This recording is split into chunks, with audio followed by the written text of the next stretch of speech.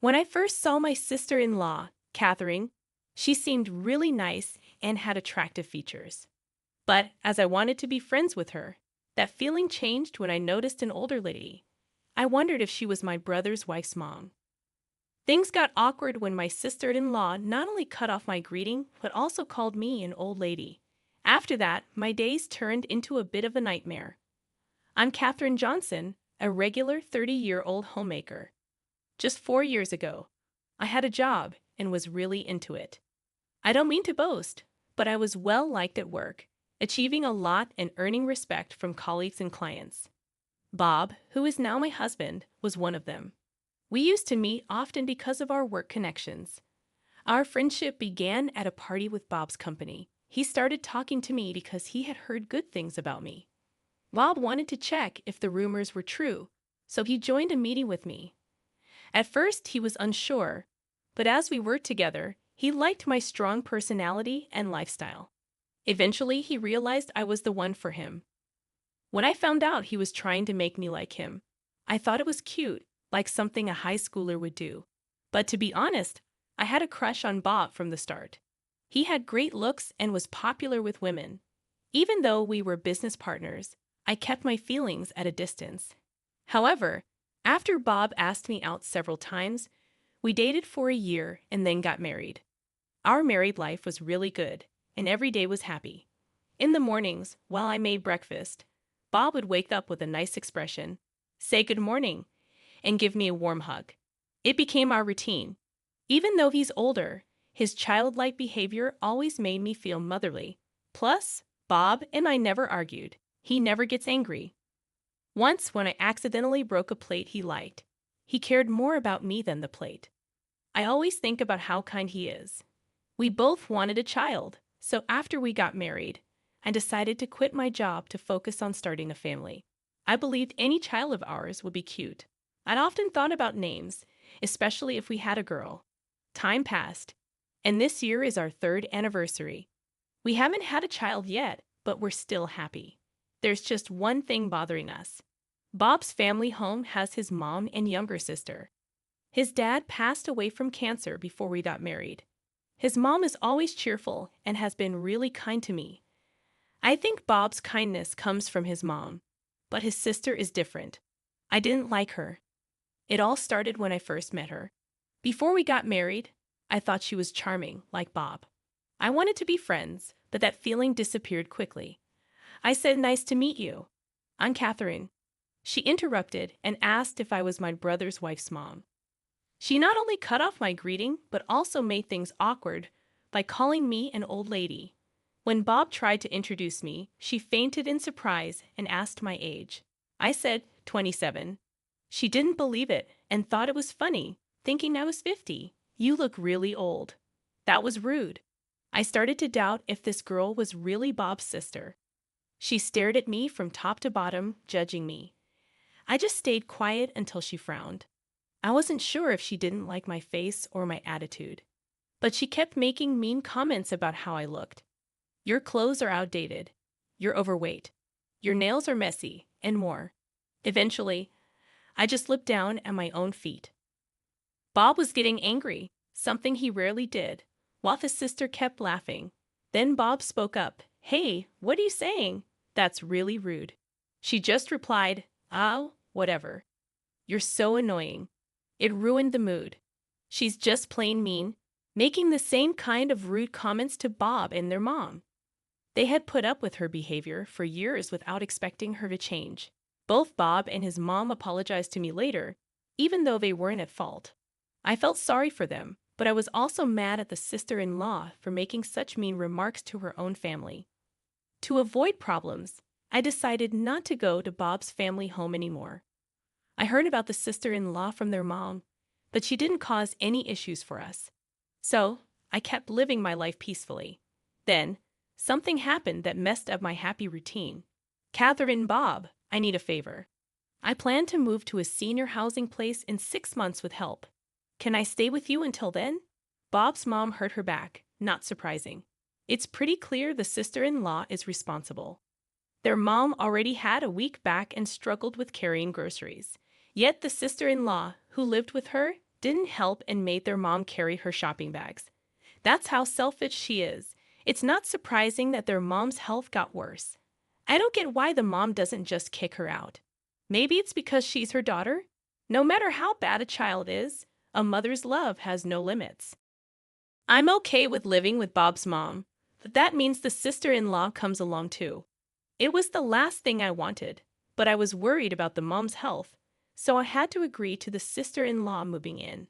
As I expected, living together was terrible from morning to night. The sister-in-law only said mean things, especially to me. When I cooked, she'd say, "This tastes awful. How can you make such bad food? You're strangely talented," and then throw the food away. Even when I folded her clothes, she'd find something to complain about. Sometimes she'd say, "You need to iron this properly."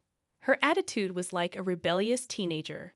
The sister-in-law never mentioned anything about how I folded or ironed before. She twists words to fit her story.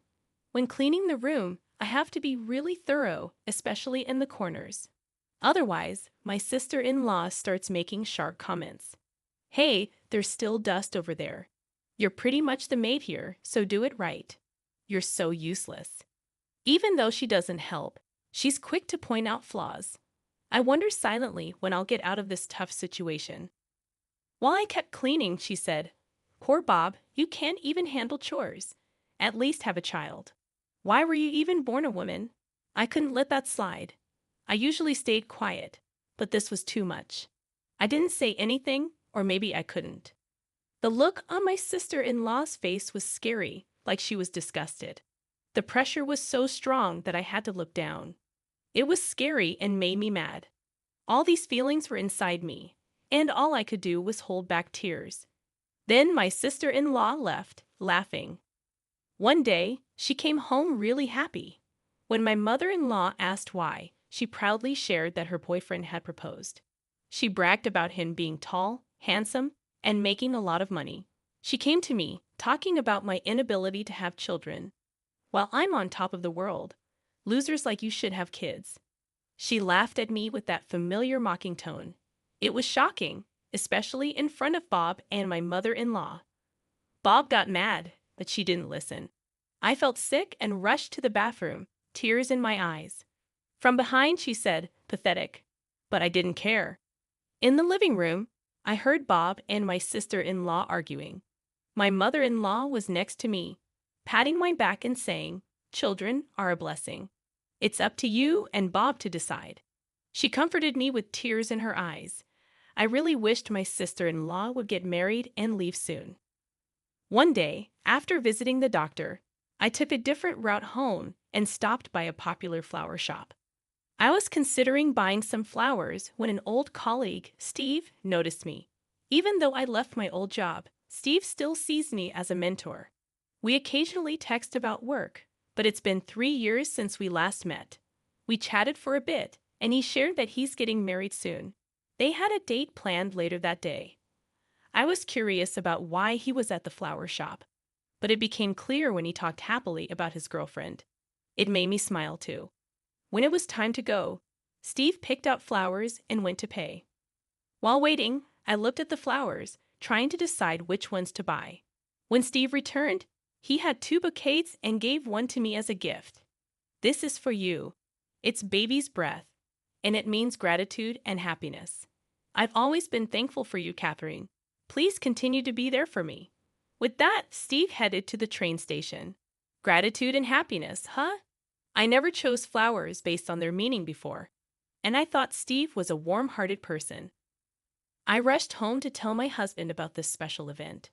When I got home, my sister-in-law wasn't there. She had gone out. I put the baby's breath in a vase and made dinner with my mother-in-law. It felt nice to have some time with just the 3 of us after a long time. With my sister-in-law away, my mother-in-law enjoyed her favorite TV show that starts at 7 p.m. that night. I told my husband about the day, and we both went to bed happy. The next morning, my sister-in-law came home with a bouquet of roses and threw them at me. She said, "Put these in a vase," and then went to her room. When I tried to put the bouquet in a vase, most of the flowers were broken or torn, so I had to throw them away. I wondered how roughly she had handled them. I started feeling sorry for her boyfriend.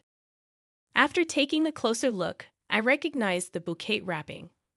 When my sister-in-law changed into her home clothes, she started talking again. I'm bringing my boyfriend over this Saturday. Make sure you dress decently, okay? Honestly, I wouldn't even want him to see you in your usual tacky outfits. Her words annoyed me, but the thought that my time with her would be short brought some relief. On the planned day, Bob and I were out shopping as my sister-in-law had asked. My mother-in-law texted to say that my sister-in-law's fiancé had arrived while we were away. She probably didn't want me to meet him. When we returned, the living room was busy. When I went to greet them, my sister-in-law gave me a nasty look. I'd accidentally made eye contact with the fiancé. After a brief look, my sister-in-law, seeming to dislike it, said, "Don't just stand there. The tea's gotten cold. Go get a fresh one." Her fiancé tried to help, but she stopped him. My mother-in-law liked the pretty roses and baby's breath in the vase. My sister-in-law made a mean comment, saying, "Why are your flowers and the ones I got from my boyfriend in the same vase? It's terrible. Separate them or throw them out. Your flowers are dull and not cute at all."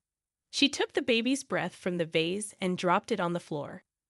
While I served the fresh tea and put the baby's breath in another vase, my sister-in-law kept making mean comments. Seemingly bothered by my silence, she purposefully spilled the tea I had just poured, making a mess on the floor. The floor, which my mother-in-law and I had cleaned that morning, was now stained brown. I could see my sister-in-law looking nervous and agitated from where I stood. Bob brought a cloth to help me clean the floor. "Bob, you don't have to do this for her. Come on, let's sit and chat." The atmosphere was tense. Did my sister-in-law not realize that her words were causing problems? Her fiancé, who was watching everything, tried to defend me with his words. But of course, my sister-in-law wasn't happy about it. "Why are you defending her?" "You should only be looking at me," she said. "Things were getting worse. Isn't she your sister?" Her fiancé asked for clarification. In response, my sister-in-law said her usual mean phrase. "Nah, she's just the maid here, so it's okay." My mother-in-law tried to stop my sister-in-law, but as expected, it didn't work. She kept going with her usual mean comments. After she finished, her fiancé looked at her and said something surprising. "Let's break up." What? Steve was really upset. No wonder, considering he was Steve. I had a feeling that my sister-in-law was engaged to Steve. The bouquet of roses she brought home was the same one Steve had bought just the other day. Catherine is a coworker, someone I really respect, and who's kinder than anyone else. "Remember the baby's breath flower you said wasn't cute? I sent it to Catherine. Sorry for my bad taste." "Hold on. I didn't know you both worked together." My sister-in-law, who was happy a moment ago, started to panic. "Just because you didn't know, you think you can make fun of him. I'd always heard about you being mean, but Catherine isn't like that." Steve looked stern. My mother-in-law looked down, and my husband stood next to me, glaring at my sister-in-law. Everyone in the room was disappointed in her. Seeing this, my sister-in-law looked at me, hoping for support. "Is this a joke? Please tell me it is." She pulled my collar so hard it stretched my shirt. I firmly shook off her hand. "I've put up with your mean comments for so long. After everything you've done, don't come to me for help now." For the first time, I showed my true feelings towards my sister-in-law. "You've got to be kidding me. You can't do anything right. You can't even have kids.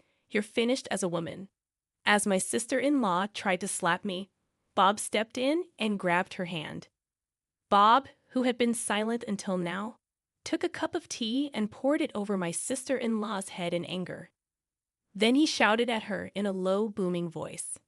Bob started telling the truth about our struggles to have a baby. It wasn't me who couldn't have children, it was Bob himself. Bob had a problem that made it hard to have a baby. But with the right treatment, it got better, and now I was pregnant. Angry at my sister-in-law's mean comment, Bob told her to say sorry right away. Seeing her brother really mad for the first time, my sister-in-law was so surprised that she fell on her butt. "What's happening, Mom?" You're on my side, right? My sister-in-law held onto my mother-in-law's hand, trying to cling to her leg in a funny way, but she got pushed away. I'm done with you. I've let a lot slide because you're my daughter, but I've had enough. Leave this house now. You're the worst daughter, you ungrateful brat. My sister-in-law thought her mom was her last friend, that even she left her. Clearly, she was shocked by this too. She ran to her room crying. Steve said he would talk to us later and left. My mother-in-law hugged me and said, "You went through a lot. You did well," while patting my head. My mother-in-law, hearing for the first time that I was pregnant, cried with a smile, saying, "Why didn't you tell me sooner?" Congratulations. Bob said sorry for not protecting me properly. It was a crazy few minutes, but I felt better after finally telling my sister-in-law how I felt. I'll never forget what happened today. Later, my mother-in-law moved to a senior living place, and we sold a family home. Bob and I decided to move closer to her because we wanted her to see our child grow up. I haven't heard anything about my sister-in-law since then. After that, Bob made his sister leave the house, taking all her things with her. Nobody has been in touch with her, so we don't know where she is or what she's doing. Steve sent me a text saying he sent the letter and some flowers. A bouquet of baby's breath just arrived. I put it in a vase and started reading the letter. Catherine, I'm sorry for my late response. How are you?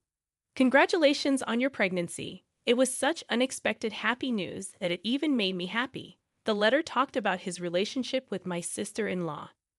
After the incident, it seems Steve and my sister-in-law met once. It came out later that my sister-in-law was seeing someone else too. Steve found out when the other man contacted him. They cut ties and aren't in touch anymore. If they had gotten married, he would have regretted it. The letter was full of gratitude. I should be thanking Steve, but he's really a sincere guy. I truly hope he finds happiness. The end of my sister-in-law, who bullied me a lot, was unexpected. Through all this, I learned that how you treat others comes back to you, whether it's good or bad. I hope my child grows up with kindness and understanding.